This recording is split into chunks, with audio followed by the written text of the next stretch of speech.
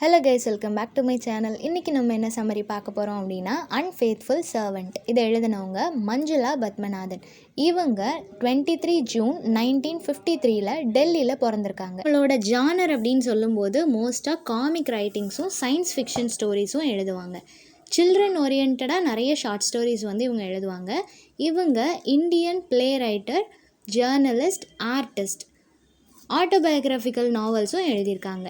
இவங்களோட ஹார்வெஸ்ட் அப்படின்ற ஒரு ப்ளே வந்து ரொம்பவே ஃபேமஸாக இருந்திருக்கு. அந்த பர்டிகுலர் புக்கை 2001 தேகம் அப்படின்ற ஒரு மூவியாக பப்ளிஷ் பண்ணியிருக்காங்க. இந்த அன்ஃபேத்ஃபுல் சர்வெண்ட் அப்படின்ற short story 1987 Namaste book of Indian short stories அப்படின்ற கலெக்ஷனில் வால்யூம் 2 பப்ளிஷ் பண்ணியிருக்காங்க. இது சயின்ஸ் ஃபிக்ஷன் அப்படின்றதுனால பேண்டம் கோஸ்ட் அப்படின்ற ஒரு டேர்ம் வந்து இதில் யூஸ் பண்ணுறாங்க. அப்படின்னா என்னென்னா, ஹியூமன் மாதிரியே இருக்கிற ஆர்டிஃபிஷியலான ஒரு இல்யூஷன். அதாவது ரோபோ அப்படின்னு சொல்ல முடியாது, ஏன்னா ரோபோவால் எல்லா ஒர்க்குமே பண்ண முடியும், ஃபீலிங்ஸ் மட்டும்தான் இருக்காது. ஆனால் இந்த ஒரு ஹாலோஸ் எப்படி அப்படின்னா, ஹியூமன் மாதிரியே இருக்கும், ஆனால் இதால் பெருசாக எந்த ஒரு ஒர்க்கும் பண்ண முடியாது. ரோபோ அப்படின்னு சொல்லும்போது இப்போ நம்மளுக்கு பதிலாக அதால் எந்த ஒரு ஒர்க்னாலும் பண்ண முடியும், நம்மளுக்கு பதிலாக ரீப்ளேஸ்மெண்ட்டாக கூட அதை நம்ம வச்சுக்கலாம். ஆனால் இந்த ஹாலோஸ் எப்படின்னா, நம்மளுக்கு பதிலாக இப்போ நம்ம ஒரே நேரத்தில் 2 மீட்டிங் அட்டென்ட் பண்ணணும் அப்படின்னா, ஒரு மீட்டிங் நம்ம போய் அட்டென்ட் பண்ணுறோம், இன்னொரு மீட்டிங்கில் நம்மளை மாதிரியே இருக்கிற இந்த ஹாலோஸை ஜஸ்ட் அங்கே அப்பேர் ஆக வேணால் வைக்கலாமே தவிர வேறு எதுவுமே அதால் பண்ண முடியாது. அந்த மாதிரி ஒரு விஷயத்தை க்ரியேட் பண்ணி அதனால் ஒரு கப்புளுக்குள்ளே என்ன மாதிரியான ப்ராப்ளம்ஸ்லாம் வருது அப்படின்றது தான் இந்த ஷார்ட் ஸ்டோரியில் மென்ஷன் பண்ணியிருக்காங்க. இதில் டோட்டலாகவே 2 கேரக்டர்ஸ் தான். ஃபர்ஸ்ட் ஒன் ராஃப், ரெண்டாவது யுவான். ராஃப் அண்ட் யுவான் வந்து ஹஸ்பண்ட் அண்ட் ஒய்ஃப். ராஃப் அப்படின்றவர் ரொம்பவே வெல்த்தியான ஒரு பர்சன். இவர் 3D மூவி ஸ்டூடியோ அப்படின்னு ஒன்று ரன் பண்ணிட்டு இருந்திருக்கிறாரு. அந்த டைமில் யுவான் வந்து ஒரு டிசைன் கன்ஸ்ட்ரக்டராக இருந்திருக்காங்க. ஸோ ராஃப் வந்து யுவானோட டேலண்ட்டை பார்த்துட்டு இவரோட கம்பெனியில் அவங்கள ஹையர் பண்ணுறாங்க. ஸோ யுவான் வந்து ராஃபோட கம்பெனியில் ஒர்க் பண்ண ஆரம்பித்ததுக்கு அப்புறமா 2 பேருக்குள்ளே நல்ல ஒரு அண்டர்ஸ்டாண்டிங் இருக்குது. யுவானோட பெர்ஃபார்மன்ஸை பார்த்துட்டு அவங்களுக்கு அடிக்கடி ஒரு ப்ரொமோஷன் கொடுத்துட்டே இருக்கிறாரு. ஸோ நார்மலாக ஒரு டிசைன் கன்ஸ்ட்ரக்டராக இருந்த இவங்க இப்போது இவரோட கம்பெனியில் டெக்னிக்கல் அட்வைசராக இருந்து நெக்ஸ்ட்டு பிஸ்னஸ் மேனேஜராகவும் மாறிட்டாங்க. அப்புறம் இவங்க 2 பேருக்குள்ள வேவ்லென்த் நல்லா இருக்குது அப்படின்றது தெரிஞ்சதுக்கு அப்புறமா டைம் ஸ்பெண்ட் பண்ணுறாங்க. கடைசியாக லவ் பண்ணி மேரேஜும் பண்ணிக்கிறாங்க. இப்போ இவங்க 2 பேருமே எர்த்தோட டாப் சர்ஃபேஸில், அதாவது நம்ம எல்லோரும் இப்போ எர்த்தில் வாழ்ந்துட்டுருக்குறோம், ஆனால் இவங்க ஸ்பேஸில் எர்த்தோட டாப்பில் ஒரு வீடு கட்டுறாங்க. செம்மையாக ஒரு கார்டன் மாதிரி அமைச்சு அந்த கார்டனுக்கு நடுவில் இவங்களோட வீடு கட்டுறாங்க. ஸோ இது இவங்களே க்ரியேட் பண்ணது அப்படின்றதுனாலையும் ஸ்பேஸில் இருக்கிறதுனாலையும் இதில் நிறைய அட்வான்ஸான விஷயங்கள் எல்லாத்தையுமே கொண்டு வராங்க. அவங்க ஸ்விம்மிங் பூல் வச்சுருக்கிறாங்க, அதுலேயுமே தண்ணியை ஹீட் பண்ணுறதுக்கு சோலார் சிஸ்டம் தான் வச்சுருக்கிறாங்க. ஏன்னா இது எர்த்தோட சர்ஃபேஸில் மேலே இருக்கிறதுனால சூரியனுக்கு ரொம்பவே பக்கத்தில் இருக்குது. அதனால் இவங்க வீட்டில் இருக்கிற எல்லாமே சோலார் சிஸ்டமில் தான் செட் பண்ணியிருக்கிறாங்க. இப்போ அவங்களோட லைஃப் நல்லாவே போயிட்டுருக்கு. ராஃப் எப்போவுமே யுவான் கிட்ட அவரோட எல்லா சீக்ரெட்டையுமே சொல்லுவார். அவங்கள ரொம்பவே நம்புவார், எல்லா சீக்ரெட்டையும் சொல்லுவாங்க. 2 பேருமே ஆக்சுவலாக ஒரு சயின்டிஸ்ட் மாதிரி இருக்கிறதுனால 2 பேருக்கும் ஏதாவது ஒன்று அச்சீவ் பண்ணணும் அப்படின்ற ஒரு மைண்ட் செட் எப்போவுமே இருக்கும். ராஃபை கம்பேர் பண்ணும்போது யுவான் வந்து அவரை விட ஒரு ஸ்டெப் அதிகமாகவே இருப்பாங்க. இன்டெலிஜென்ட்டாக இருக்கட்டும், ஸ்மார்ட்னஸ் எல்லாத்துலேயுமே ஒரு ஸ்டெப் அவங்க ஜாஸ்தியாகவே இருப்பாங்க. ராஃப் எல்லா விஷயத்தையும் ஷேர் பண்ணுற மாதிரி யுவான் அவங்க கிட்ட எந்த ஒரு விஷயத்தையும் ஷேர் பண்ண மாட்டாங்க.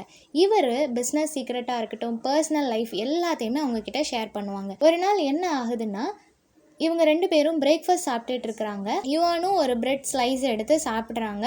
சாப்பிட்டு முடித்ததும் திடீர்னு யுவானை வந்து ராஃப் டச் பண்ணுறாரு. டச் பண்ணதும் யுவான் மறைஞ்சு போயிட்டாங்க. இதை பார்த்த உடனே இவருக்கு ரொம்பவே ஷாக் ஆகிடுச்சு.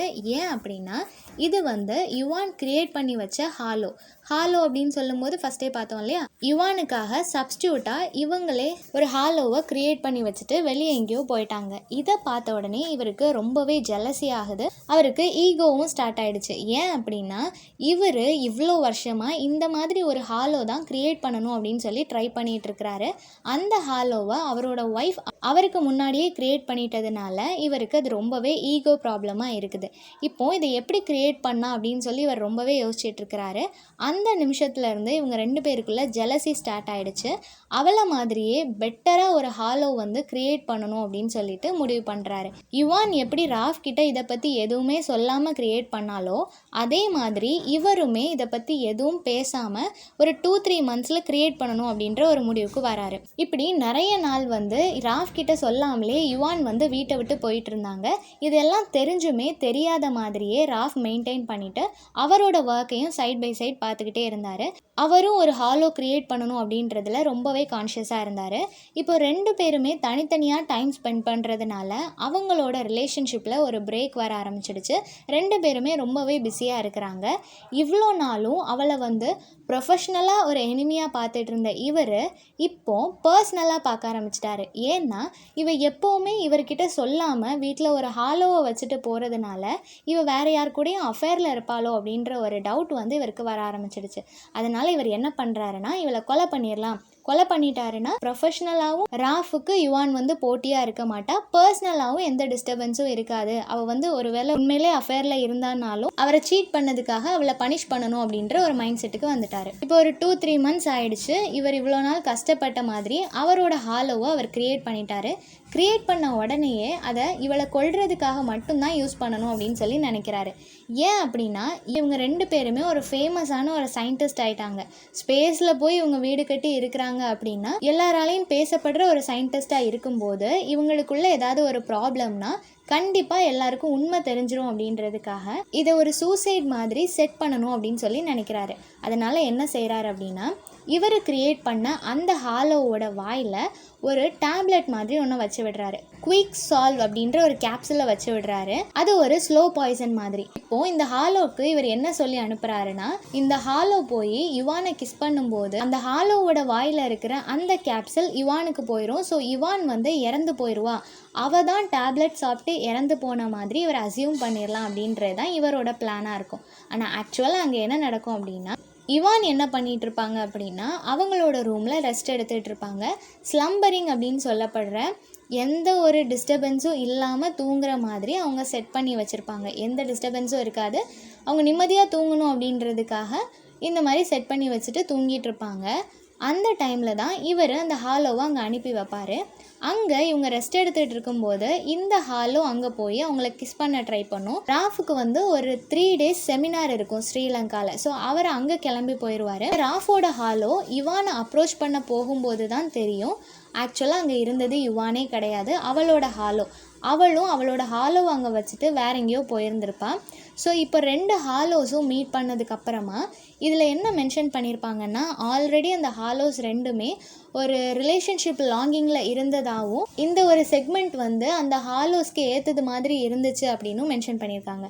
ஆக்சுவலாக ராஃப் வந்து அவரோட ஹாலோவை இப்போ தான் க்ரியேட் பண்ணியிருக்காரு. ஸோ இந்த மாதிரி இருக்க வாய்ப்பில்லை. பட் ரைட்டர் வந்து இந்த மாதிரி மென்ஷன் பண்ணியிருக்காங்க. ஸோ இப்போ இந்த ஹாலோஸ் 2 ஒரு ரிலேஷன்ஷிப்பை ஸ்டார்ட் பண்ணிடுச்சு.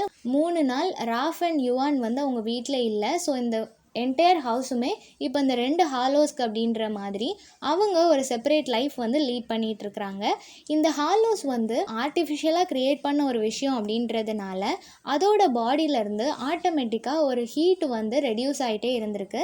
அந்த ஹீட்னால் என்ன ஆச்சுன்னா அவங்க வீட்டில் அங்கங்கே கிராக்ஸ் விழ ஆரம்பிச்சிடுச்சு.